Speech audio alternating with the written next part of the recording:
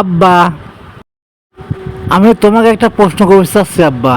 কি করছো বেটা? আব্বা, তুমি যে আমার মাকে বিয়ে করেছিলে, আচ্ছা কও তো, তোমার কি দেখি আমার নানা তোমার সাথে আমার মাকে বিয়ে দিছিলে?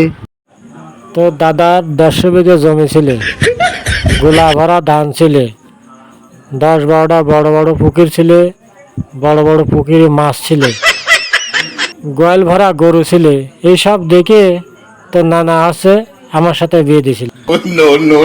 তোর দাদা তোর মার সাথে তোমাকে বিয়ে দিবেই না, কিন্তু তোর নানা জোর করে তোর মাকে আমার সাথে বিয়ে দিয়েছে। অনেক কিছু ছিল, এই জন্যই তো তোর নানা আছে দেখে বিয়ে দিয়েছিল।